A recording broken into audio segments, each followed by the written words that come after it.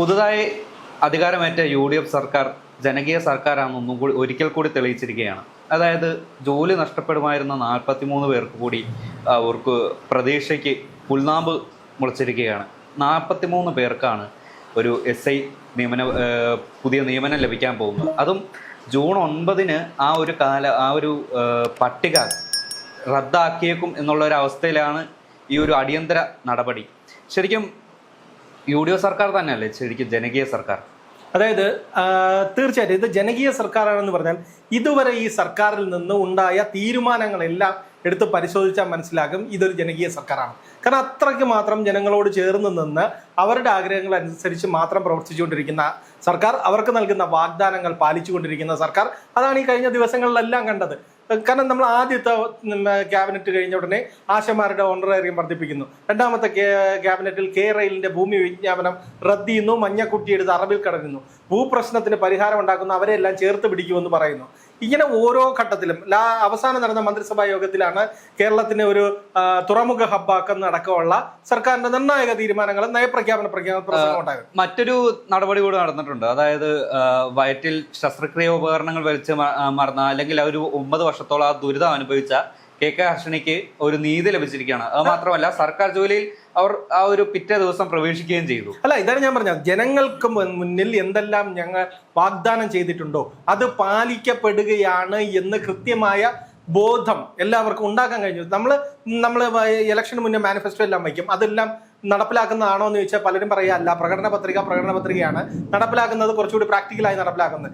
ഈ സർക്കാർ അങ്ങനെ അല്ല പറയുന്നത്. സർക്കാർ ജനങ്ങൾക്ക് മുമ്പിൽ വച്ചിട്ടുള്ള 5 ഗ്യാരണ്ടികളുണ്ട്. ഇന്ദിരാ ഗ്യാരണ്ടി അത് കൃത്യമായി നടപ്പിലാക്കുമെന്ന് സർക്കാർ പ്രഖ്യാപിച്ചു കഴിഞ്ഞു. ആദ്യത്തേതാണ് ആശമാരുടെ കാര്യം പറഞ്ഞതുപോലെ തന്നെ സ്ത്രീകളുടെ സൗജന്യ യാത്ര. അത് ജൂൺ 15-ന് പോകുന്ന മുതൽ സൗജന്യ യാത്രയിലും ഒരു തീരുമാനം ഉണ്ടാകുമെന്നാണ് സർക്കാർ പറഞ്ഞിരിക്കുന്നത്. ഇത് അതുപോലെ തന്നെയാണ് ഈ ചെറുപ്പക്കാരുടെ തൊഴിലില്ലായ്മ പ്രശ്നത്തിന് കൃത്യമായ ഇടപെടൽ ഉണ്ടാകുമെന്നും ചെറുപ്പക്കാർക്ക് തൊഴിൽ നൽകുമെന്നും PSC വഴി പരമാവധി നിയമനം നൽകുമെന്നും കഴിഞ്ഞ സർക്കാർ നടത്താതെ മുരടിപ്പിച്ച് നിർത്തിയിരുന്ന PSC നിയമനങ്ങൾ പുനഃപരിശോധിക്കുക, ലിസ്റ്റ് കാലാവധി നീട്ടുമെന്നുമാണ് സർക്കാർ UDF ആദ്യം വാഗ്ദാനം ചെയ്തത്. അത് സർക്കാർ ആദ്യം തന്നെ പാലിച്ചു. കാരണം PSC ലിസ്റ്റുകൾ കാലാവധി അവസാനിക്കാതെ PSC ലിസ്റ്റുകൾ നീട്ടാനുള്ള ശുപാർശ PSCക്ക് നൽകി. PSC അത് അംഗീകരിക്കുകയും ചെയ്തു. ആ ലിസ്റ്റിൽ ഉൾപ്പെടാതിരുന്നതാണ് പോലീസിന്റെ SIമാരുടെ ലിസ്റ്റ്. കാരണം അവര് കൃത്യമായി ഈ ലിസ്റ്റിൽ വന്ന എങ്ങനെയാണ് എഴുത്തു പരീക്ഷ, SIമാരുടെ എഴുത്ത് പരീക്ഷ എത്ര കഠിനമായ കാര്യമാണെന്ന് അറിയാം. അത് കടന്നു കിട്ടുക ഫിസിക്കൽ. അതെ, അത് കഴിഞ്ഞ് ഇന്റർവ്യൂ, അത് കഴിഞ്ഞ് ഫിസിക്കൽ, ഇതും കഴിഞ്ഞിട്ടാണ് ഈ ലിസ്റ്റിൽ വരുന്നത്. ഈ ലിസ്റ്റ് നമ്മൾ എന്ന് ഡേറ്റ് നോക്കുകയാണെങ്കിൽ 2025 ജൂൺ മാസം 9-നാണ് ഈ ലിസ്റ്റ് പ്രസിദ്ധീകരിച്ചത്. അതിന്റെ കാലാവധി തീരുന്നത് 2026 ജൂൺ 9-ന്. ഇന്ന് മെയ് 30-ആയി. ഏകദേശം 10-11 ദിവസം മാത്രമാണ് ഈ ലിസ്റ്റിന്റെ കാലാവധി തീരാനുള്ളത്. ഇത്രയും കഷ്ടപ്പെട്ട് പഠിച്ച് ഇതിന് ജോലിക്ക് വേണ്ടി കാത്തിരുന്ന യുവാക്കളുടെ പ്രതീക്ഷയായിരുന്നു നഷ്ടപ്പെടാതിരുന്നത്. അവിടെയാണ് നമ്മുടെ ആഭ്യന്തരമന്ത്രിയായ രമേശ് ചെന്നിത്തല കൃത്യമായ ഒരു ഇടപെടൽ നടത്തിയത്. ഈ 43 പേർക്ക് ഉടനടി നിയമനം, അതായത് ലിസ്റ്റിൽ ഉണ്ടായിരുന്ന നിയമനം ലഭിക്കുമാരായിരുന്ന 43 പേർക്കും ഉടനടി നിയമനം നടത്തണം എന്നാണ് രമേശ് ചെന്നിത്തല, ആഭ്യന്തരമന്ത്രി കൂടിയായ രമേശ് ചെന്നിത്തല ഇന്ന് നിർദ്ദേശം നൽകിയിരിക്കുന്നത്. അത് ഉടൻ തന്നെ ഈ കുട്ടികൾ അല്ലെങ്കിൽ ഈ ലിസ്റ്റിൽ ഉണ്ടായിരുന്ന ഉദ്യോഗാർത്ഥികൾ അവർ വന്ന് രമേശ് ചെന്നിത്തലയെ കണ്ട് തങ്ങളുടെ ദുരിതം അറിയിച്ചു, തങ്ങളുടെ ബുദ്ധിമുട്ട് അറിയിച്ചു. ഇത്രയും കഷ്ടപ്പെട്ട് പഠിച്ച് ഈ ലെവൽ വരെ എത്തിയിട്ട് ഞങ്ങൾക്കൊരു ജോലി കിട്ടുന്നില്ല എന്ന് പറഞ്ഞു.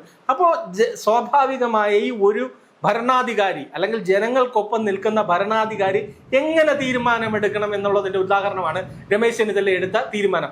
അതിവേഗം അപ്പോൾ തന്നെ അതിനെക്കുറിച്ച് അന്വേഷിക്കുന്നു, അതിനെക്കുറിച്ച് പരിശോധിക്കുന്നു, DGPക്ക് അടക്കം നിർദ്ദേശം നൽകുന്നു, നിയമനം എത്രയും വേഗം പൂർത്തിയാക്കാൻ പറയുന്നു. ഇതാണ് ഒരു ഇടപെടൽ. ഇങ്ങനെ വേണം ഭരണാധികാരികൾ ഇടപെടാൻ, ഇങ്ങനെ വേണം മുന്നോട്ട് കൊണ്ടുപോകാൻ ഒരു സർക്കാർ. ഈ സർക്കാർ ഇപ്പം മുന്നോട്ട് പോകുന്ന രീതി വളരെ മികച്ച രീതിയിലാണ് പോകുന്നത്. കാരണം ജനങ്ങൾ എന്താഗ്രഹിക്കുന്നോ അത് നടപ്പിലാക്കുന്ന ഒരു സർക്കാരായി വളരെ ചുരുങ്ങിയ ദിവസം, അതാണ് നമ്മൾ ആലോചിക്കേണ്ടത്, വളരെ ചുരുങ്ങിയ ദിവസം ആയിട്ടുള്ളൂ. ഈ ചുരുങ്ങിയ ദിവസം കൊണ്ട് തന്നെ എടുത്ത തീരുമാനങ്ങൾ എല്ലാം ജനങ്ങൾക്ക് കൈയടിക്കുന്ന തീരുമാനങ്ങളായിരുന്നു, ജനങ്ങൾ ആഗ്രഹിച്ച തീരുമാനങ്ങളായിരുന്നു. ഈ ജനകീയ സർക്കാർ അധികാരമേറ്റ് 10 ദിവസത്തിന് ശേഷം അല്ലെങ്കിൽ 10 ദിവസം തികഞ്ഞില്ല, ജനദ്രോഹപരമായ ഒരു സമരങ്ങളും കലാപങ്ങളുമായി മറ്റൊരു പാർട്ടി രംഗത്തെത്തിയിരിക്കുന്നുണ്ട്. അവരാണ് 10 വർഷം കേരളം ഭരിച്ചത്. അവർക്കൊന്നും ഇതുപോലെ ഒരു PSC റാങ്ക് ലിസ്റ്റ് ഒരു പുനഃപരിശോധിക്കാനോ അല്ലെങ്കിൽ തൊഴിൽ നൽകാനോ ഇവരൊന്നും അല്ലെങ്കിൽ അത് ശ്രദ്ധിച്ചിരുന്നില്ല. അതിന്റെ ഫലമാണ് നമ്മുടെ സെക്രട്ടേറിയറ്റിന് മുന്നിൽ അതായത് മുട്ടിലിഴഞ്ഞും ശയനപ്രദർശനം നടത്തിയും മഴ കൊണ്ടും അല്ലെങ്കിൽ പോലീസിന്റെ തല്ല് വാങ്ങിയും കുറെ ഉദ്യോഗാർത്ഥികൾ ജോലിക്ക് വേണ്ടി ആ സർക്കാരിന്റെ കാല് വരെ പിടിച്ചിരുന്നു. എന്നിട്ട് കണ്ണു തുറക്കാത്ത സർക്കാരിന് മുന്നിൽ ഈ ഒരു പുതിയ ജനകീയ സർക്കാർ ഇങ്ങനെ ഒരു മാതൃകയാവുമ്പോൾ ഇവർക്ക് ശരിക്കും കൊള്ളുകയല്ലേ, അല്ലെങ്കിൽ മുൻ സർക്കാരിന് ശരിക്കും കൊള്ളില്ലേ? തീർച്ചയായിട്ടും കൊള്ളില്ല. കാരണം എന്ന് പറഞ്ഞാൽ നമ്മൾ എന്തൊക്കെ രീതിയിലുള്ള സമരങ്ങളാണ് കണ്ടത്. CPO ലിസ്റ്റിൽ ഉണ്ടായിരുന്നവര്, അതുപോലെ ലാസ്റ്റ് ഗ്രേഡ് ലിസ്റ്റിൽ ഉണ്ടായിരുന്നവര്, ഇവരെല്ലാം വന്ന് സെക്രട്ടേറിയറ്റിന്റെ, അതേപോലെ പ്രിലിമിനറി ടീച്ചേഴ്സിന്റെ ലിസ്റ്റിൽ ഉണ്ടായിരുന്നു, ഇവരെല്ലാം വന്ന് സെക്രട്ടേറിയറ്റ് നടയിൽ ദിവസങ്ങളോളം മഴയും വെയിലും കൊണ്ട് നടന്നു. ഇവിടുത്തെ യുവജന പ്രസ്ഥാനങ്ങളായ DYFIO, SFI, വിദ്യാർത്ഥി പ്രസ്ഥാനം ആരും തിരിഞ്ഞു നോക്കില്ലല്ലോ. അവർ മുട്ടിലഴഞ്ഞു, മുടി മുറിച്ചു, മുട്ടയടിച്ചു വരെ സമരം ചെയ്തു. ആരും തിരിഞ്ഞു നോക്കില്ല. ഈ വിദ്യാർത്ഥികൾ മാത്രമല്ലല്ലോ, കേരളത്തിന്റെ ആരോഗ്യ മേഖലയുടെ നട്ടലായി വളരെ താഴെത്തട്ടിൽ പ്രവർത്തിച്ചുകൊണ്ടിരുന്ന ആശമാര് 266 ദിവസം സെക്രട്ടേറിയറ്റിന് മുന്നിൽ സമരം കിടന്നു. അവരുടെ പന്തല് പൊളിച്ചു മാറ്റുക, അവരെ അവിടെ നിന്ന് എണീപ്പിച്ച് ഓടിക്കുക, അവരുടെ കൂട്ടത്തിൽ തന്നെയുള്ള CPM-കാരെ കൊണ്ടുവന്ന് മറുസമരം ചെയ്യിക്കുക. ഈ പറയുന്ന പണികളല്ലാതെ അവരൊരു 100 രൂപ കൂട്ടി തന്നാൽ ഞങ്ങൾ മാന്യമായി സമരം നിർത്താൻ തയ്യാറാണ് എന്ന് പറഞ്ഞിട്ട് പോലും ഒരു തവണ പോലും സമരക്കാരെ കാണാൻ പോലും കൂട്ടാക്കാത്ത പിണറായി വിജയനായിരുന്നു കേരളത്തിന്റെ മുഖ്യമന്ത്രി. ഇന്ന് അതല്ലല്ലോ സ്ഥിതി. ജനങ്ങൾക്ക് വേണ്ടി എന്തെങ്കിലും ജനങ്ങളുടെ ബുദ്ധിമുട്ട് പറഞ്ഞാൽ, അല്ലെങ്കിൽ ജനങ്ങളുടെ ബുദ്ധിമുട്ട് അറിയാൽ അതിൽ ഉടനടി പ്രതികരണം. അതാണ് ഇപ്പൊ ഈ PSC കണ്ടത്. അത് തന്നെയാണ് നമ്മുടെ ഈ സ്വകാര്യ വ്യക്തികൾ തമ്മിലുള്ള ഭൂതർക്കത്തിലും കണ്ടത്. കാരണം അവിടെ നിന്ന് കുടിയൊഴിപ്പിക്കാൻ വേണ്ടി 14 തവണ അഭിഭാഷക കമ്മീഷനുമായി പോയി. 14 തവണയും പോയത് ആരാണ്? ഈ LDF ഭരിക്കുന്ന സമയത്താണ്. 15ാമത്തെ തവണ UDF സർക്കാർ അധികാരത്തിലേറിയ ഉടനെ സുപ്രീം കോടതിയുടെ ഉത്തരവ് നടപ്പിലാക്കുന്നതിന്റെ ഭാഗമായി അവിടെ പോയി. ആ സമയത്താണ് CPM അവിടെ സമരം ചെയ്യുകയാണ്. അവരുടെ സമയത്ത് 14 തവണ ഒഴിപ്പിക്കാൻ പോയപ്പോ അവരൊന്നും ചെയ്തില്ല. ശ്രീനിജൻ വട്ടം കയറിയത് ഇത് ഞങ്ങളെ ഒഴിപ്പിക്കാൻ സമ്മതിക്കില്ല. ശ്രീനിജൻ അവിടെ പ്രവർത്തിച്ചിട്ടുണ്ട്, ഈ അവരുടെ വിഷയങ്ങൾക്കൊപ്പം നിന്നിട്ടുണ്ടാവും. പക്ഷെ ഈ കൃത്യമായി 14 വർഷത്തിനിടയിൽ 14 തവണ ശ്രമിച്ചപ്പോഴും അവർ ആ വിഷയത്തിന് പരിഹാരം കണ്ടില്ലല്ലോ.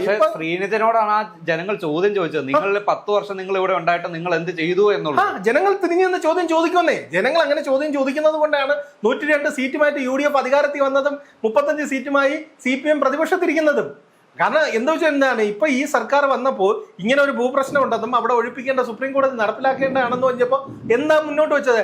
ഈ 8 കുടുംബങ്ങളെയും ഭൂമിയും വീടും നൽകി ഞങ്ങൾ പുനരധിവസിപ്പിക്കുമെന്നാ പറഞ്ഞത്. ഇതെല്ലാം ചേർത്ത് പിടിക്കൽ. 14 തവണ ഒഴിപ്പിക്കാൻ പോയ പിണറായി സർക്കാർ 10 വർഷം കൊണ്ട് ഇത് ചെയ്തില്ലല്ലോ. അല്ലെങ്കിൽ ഈ വിഷയത്തെ കുറിച്ച് പഠിക്കട്ടെ, ഈ വിഷയം ഞങ്ങളുടെ ബാധ്യതയല്ല എന്ന് കൈ ഒഴിയാമായിരുന്നു. ഒരു പക്ഷെ കൈ ഒഴിയാമായിരുന്നു. അത് ചെയ്തില്ല. ചെയ്യാത്തതാണ് ഏറ്റവും വലിയ ഈ ജനകീയ സർക്കാർ ആണെന്നുള്ളതിന്റെ ഏറ്റവും വലിയ ഉദാഹരണം. ഈ ഭൂപ്രശ്നത്തിനകത്ത് സർക്കാർ ഒരിടത്തും കക്ഷിയല്ല. 2 സ്വകാര്യ വ്യക്തികൾ തമ്മിലുള്ള തർക്കമാണ് നടക്കുന്നത്. അതിനകത്തും എന്താണ് പറയുന്നത്? അവിടെ കുടിയൊഴിപ്പിക്കപ്പെടുന്ന 8 കുടുംബങ്ങളുണ്ട്. ആ കുടുംബങ്ങളെ നിരത്തിലേക്ക് ഇറക്കാൻ പറ്റില്ല എന്നാണ് സർക്കാർ തീരുമാനിക്കുന്നത്. ഈ തീരുമാനം കഴിഞ്ഞ 10 വർഷം കൊണ്ട് പിണറായി സർക്കാരിനും എടുക്കാമായിരുന്നു. എടുക്കാതിരിക്കുകയും 14 തവണ കുടിയൊഴിപ്പിക്കാൻ പോയിട്ട് സത്യപ്രതിജ്ഞ ചെയ്ത 2 ദിവസമായ സർക്കാരിനെതിരെ ചെന്ന് 2 മന്ത്രിമാരുടെ നേതൃത്വത്തിൽ സമരം നടത്തുന്നതും പോലെ ഒരു അശ്ലീലത എന്താണുള്ളത്? അവരെന്തുകൊണ്ട് നടപ്പിലാക്കിയില്ല? അപ്പൊ ഈ സർക്കാർ പറഞ്ഞല്ലോ, ഞങ്ങൾ നിങ്ങളെ പുനരധിവസിപ്പിക്കാം. സുപ്രീം കോടതി ഉത്തരവ് നടപ്പിലാക്കേണ്ടത് ഒരു സർക്കാരിന്റെ ബാധ്യതയാണ്. അത് നടപ്പിലാക്കേണ്ടി വന്നാൽ നിങ്ങളെ വഴിയാധാരമാക്കില്ല. ഇതാണ് ജനകീയ സർക്കാർ. ഈ ഉറപ്പാണ് കൊടുക്കേണ്ടത്. ഈ ഉറപ്പ് കൊടുക്കുന്നത് കൊണ്ടാണ് ജനം കൈയടിക്കുന്നത്. ഈ ജനത്തിന്റെ കൈയടി ഇവർക്ക് ഏറ്റവും കൂടുതൽ അസഹിഷ്ണുത ഉണ്ടാക്കുന്നുണ്ട്. അതുകൊണ്ടാണ് ദിവസേന ഓരോ കാരണങ്ങൾക്ക് പറഞ്ഞ് തെരുവിലേക്ക് ഇറങ്ങുന്നതും പൊതുജനങ്ങൾക്ക് ബുദ്ധിമുട്ടിക്കുന്നത്. അതായത് CPM-ന്റെ ഒരു പ്രത്യേക ഒരു മുദ്രാവാക്യം, അല്ലെങ്കിൽ ഇവരുടേതായിട്ടുള്ള ഒരു അജണ്ടയുണ്ട്.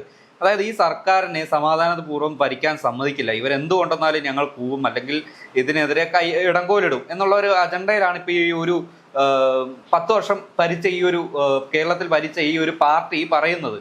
അത് എത്രത്തോളം ജനങ്ങൾക്ക് വെല്ലുവിളിയായിരിക്കും? അല്ല, ജനങ്ങൾ എല്ലാം കാണുന്നുണ്ടെന്നേ. ജനങ്ങൾ കാണുന്നുണ്ട്, അവർ മനസ്സിലാക്കുന്നുണ്ട്. കാരണം ആദ്യ പിണറായി സർക്കാരിന്റെ മികവ് കൊണ്ടാണല്ലോ തുടർ ഭരണം വരുന്നത്. കാരണം പ്രളയം വന്നു, പാൻഡമിക് സിറ്റുവേഷൻ വന്നു.